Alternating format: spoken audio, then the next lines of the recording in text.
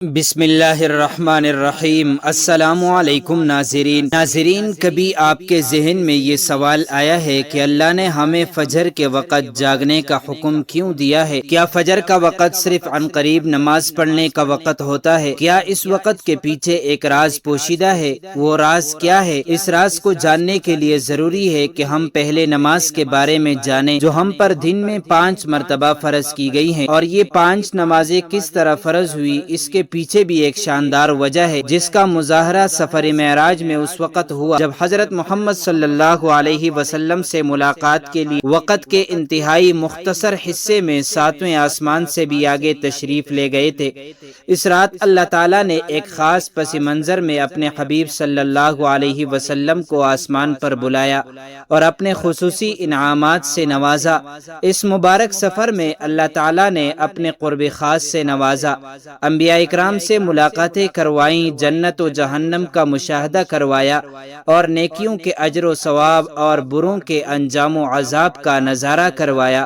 اس عظیم سفر میں بہت سے انعامات سے نوازا گیا، جن میں ایک خاص انعام امت کے لیے نماز کا تحفہ بھی ہے۔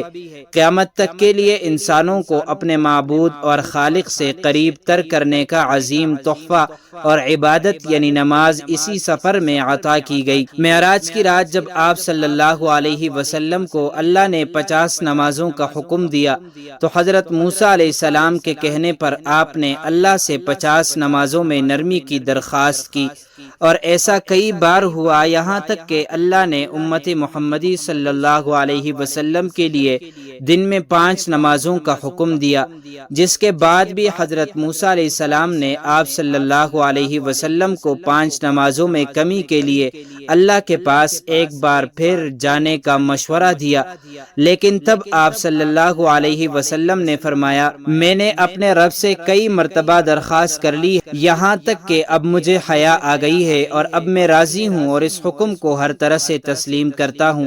ہر نماز پڑھنا ضروری ہے، یقیناً آپ کے لیے بھی نمازوں میں سب سے زیادہ مشکل نماز فجر کی نماز ہوگی، جس میں نیند کا غلبہ اس قدر ہوتا ہے کہ انسان بمشکل اٹھ پاتا ہے، لیکن دن کے اس خاص حصے میں جو راز پوشیدہ ہے اسے جب آپ جانو گے تو یقین کریں کہ آپ فجر کی نماز کبھی نہیں چھوڑنا چاہیں گے۔ یہاں نماز فجر کے کچھ فضائل سماعت فرمائیں۔ 5 نمازوں میں سے سب سے اہم نماز فجر کی ہے۔ اس کی اہمیت کا اندازہ اس بات سے لگائیں کہ اللہ تعالیٰ فجر کی وقت کی قسم اٹھاتے ہیں اور فرماتے ہیں، قسم ہے فجر کی اور 10 راتوں کی، جفت اور طاق کی اور رات کی جب وہ چلنے لگے، یقیناً ان میں عقل مند کے لیے بڑی قسم ہے۔ حضرت عائشہ صدیقہ رضی اللہ عنہا سے روایت ہے کہ حضور اقدس صلی اللہ علیہ وسلم ارشاد فرماتے ہیں کہ فجر کی 2 رکعتیں دنیا اور ما فیہا سے بہتر ہے، بحوالہ صحیح مسلم حدیث نمبر 725۔ یاد رکھیں کہ فجر کی باجماعت نماز ایک مسلمان کی صداقت اور اس کا ایمان پرکھنے کی کسوٹی ہے۔ عبداللہ بن عمر رضی اللہ عنہ فرماتے ہیں، ہم اگر فجر اور عشاء کی نماز میں کسی آدمی کو نہ پاتے تو اس کے بارے میں اچھا گمان نہیں رکھتے تھے، بحوالہ المعجم الکبیر للطبرانی۔ فجر کی نماز جہنم سے حجاب ہے۔ جناب رسول اللہ صلی اللہ علیہ وسلم نے فرمایا، جو شخص سورج نکلنے سے پہلے اور سورج ڈوبنے سے پہلے کی نمازیں یعنی فجر اور عصر پڑھتا ہے وہ ہرگز جہنم کی آگ میں داخل نہیں ہوگا، بحوالہ صحیح مسلم حدیث نمبر 634۔ فجر کی نماز جنت کی ضمان ہے۔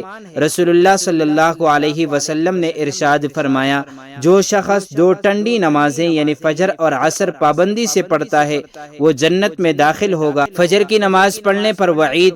حضرت عبداللہ رضی اللہ عنہ سے روایت ہے کہ رسول اللہ صلی اللہ علیہ وسلم کے سامنے کسی شخص کا تذکرہ کیا گیا جو صبح ہونے تک سوتا رہتا ہے یعنی فجر کی نماز ادا نہیں کرتا، تو آپ صلی اللہ علیہ وسلم نے ارشاد فرمایا، ایسے شخص کے کانوں میں شیطان پیشاب کرتا ہے، بحوالہ صحیح البخاری حدیث نمبر 1144۔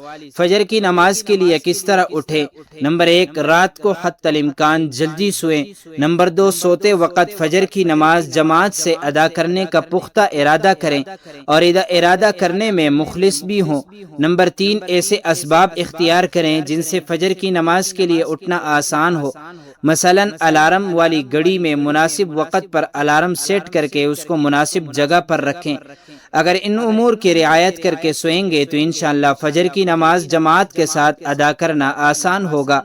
پھر بھی اگر کسی دن اتفاق سے بیدار ہونے میں تاخیر ہو جائے تو جس وقت بھی آنکھ کھلے سب سے پہلے نماز ادا کر لیں، انشاءاللہ تاخیر کا کوئی گناہ نہیں ہوگا، لیکن اس کو معمول بنانا گناہ پر مداومت کرنا ہے جو کسی بھی طرح جائز نہیں ہے۔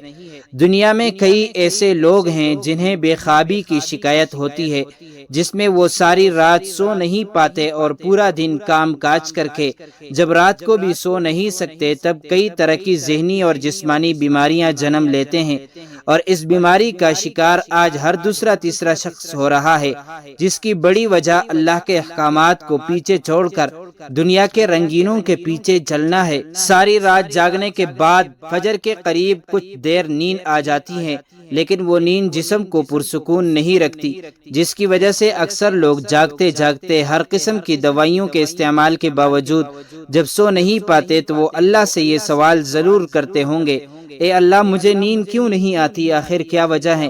بہت کم لوگ ہوتے ہیں جو اس کیفیت میں اپنے اندر پیدا ہونے والی اس آواز کو سن لیتے ہیں جس میں ان سے کہا جاتا ہے کہ بستر سے نکلو، نماز پڑھو، اللہ کا ذکر کرو۔ یقین کرے جو لوگ اس آواز کو سن پاتے ہیں اور اس پر عمل کرتے ہیں انہیں تا حیات کبھی بھی بے خوابی کی شکایت نہیں ہوگی۔ اس حوالے سے ایک صوفی کا نظم ہے جسے ایک امریکی مسلم نے ترجمہ کیا ہے، جس کا ٹائٹل ہے کہ دوبارہ مت سو جانا۔ صبح کی ٹھنڈی ہوائیں ایک راز لاتی ہیں تمہارے لیے، دوبارہ مت سو جانا۔ خود سے پوچھو تم کیا چاہتے ہو، دوبارہ مت سو جانا۔ لوگ دروازے کی چوکھٹ سے آ جا رہے ہیں، جہاں وہ دنیایں ملتی ہیں وہ دروازہ گول اور کھلا ہے، دوبارہ مت سو جانا۔ اس نظم میں بیان کردہ دروازہ ہماری دنیا اور اس دوسری دنیا کا ہے جہاں سے فرشتے ہر صبح اور شام کو اترتے ہیں، جن کا ذکر اس حدیث پاک میں ملتا ہے، جس میں آپ صلی اللہ علیہ وسلم نے فرمایا کہ رات اور دن میں فرشتوں کی ڈیوٹیاں بدلتی رہتی ہے۔ فجر اور عصر کی نمازوں میں ڈیوٹی پر آنے والے اور رخصت پانے والوں کا اجتماع ہوتا ہے۔ پھر تمہارے پاس رہنے والے فرشتے جب اوپر چڑھتے ہیں تو اللہ تعالیٰ پوچھتے ہیں، حالانکہ وہ ان سے بہت زیادہ اپنے بندوں کے متعلق جانتا ہے، کہ میرے بندوں کو تم نے کس حال میں چھوڑا؟ تو وہ جواب دیتے ہیں کہ ہم نے جب ان کو چھوڑا تو وہ فجر کی نماز پڑھ رہے تھے، جب ان کے پاس گئے تب بھی وہ عصر کی نماز پڑھ رہے تھے۔ فجر اور عصر کی نمازوں کے اوقات میں سونے سے منع کرنے کے پیچھے بھی ایک بڑی وجہ ہے، اور وہ یہ ہے کہ سائنس کہتی ہے کہ صبح سورج طلوع ہوتے وقت اور شام کو غروب ہونے سے پہلے سونا نہیں چاہیے، کیونکہ صبح کے وقت زمین پر آکسیجن وافر مقدار میں فراہم ہوتی ہے، جس وقت ماحول تر و تازہ ہوتا ہے، اور یہ آکسیجن آپ کو دن بھر فٹ رکھنے کے لیے انتہائی ضروری ہوتی ہے۔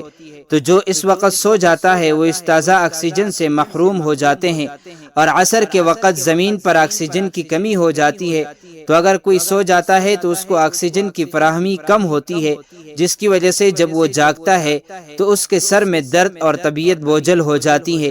یہی بڑی وجہ ہے کہ دین اسلام میں ان دونوں اوقات میں سونے سے منع فرمایا گیا ہے۔ نماز فجر کے بارے میں ایسے بے شمار فضائل اور بھی ہیں جن کو ہم نہیں جان سکتے، اگر انسان ان کو جان لے تو کبھی کوتاہی نہ کرے۔ رسول اکرم صلی اللہ علیہ وسلم کا فرمان ہے، اگر وہ لوگ عشاء اور فجر کی فضیلت کے بارے میں جان لے تو وہ ضرور بھی ضرور نمازوں میں حاضر ہوں گے، چاہے ان کو خود کو گھسیٹتے ہوئے ہی آنا پڑے۔ اب آپ خود اندازہ کیجئے کہ ایک طرف ان دونوں نمازوں کی کتنی فضیلت اور اہمیت ہے، اور دوسری طرف ان کی ادائیگی میں کتنی سستی اور لاپرواہی برتی جاتی ہے۔ اللہ تعالی ہم سب کو 5 وقت نماز پڑھنے کی توفیق عطا فرمائے، اور اللہ تعالی ہمیں پیغمبر اسلام صلی اللہ علیہ وسلم سے، ان کی آل اور اصحاب سے سچی اور پکی محبت نصیب فرمائے، آمین۔ دوستو، چلتے چلتے ہمیشہ کی طرح وہی ایک آخری بات عرض کرتا چلوں کہ اگر کبھی بھی اس چینل پر آپ کو کوئی ویڈیو، قول، واقعہ، کہانی یا تحریر وغیرہ اچھی لگا کرے تو دیکھنے اور سننے کے بعد مزید تھوڑی سی زحمت فرما کر اپنے دوستوں سے بھی شیئر کر لیا کیجئے۔ یقین کیجئے کہ اس میں آپ کا بمشکل ایک لمحہ صرف ہوگا، لیکن ہو سکتا ہے اس ایک لمحے کی اٹھائی ہوئی تکلیف سے آپ کی شیئر کردہ تحریر، ویڈیو یا قول ہزاروں لوگوں کے لیے سبق آموز ثابت ہو۔ جزاک اللہ خیرا کثیرا۔ تو معزز ناظرین، امید کرتا ہوں آپ کو یہ ویڈیو اچھی لگی ہوگی۔ مزید معلومات کے لیے ہمارے چینل کو سبسکرائب کیجئے۔ اگر زندگی کے لمحات مزید باقی رہے تو آپ کے لیے ایک اور بہترین ویڈیو لے کر حاضر ہوں گا۔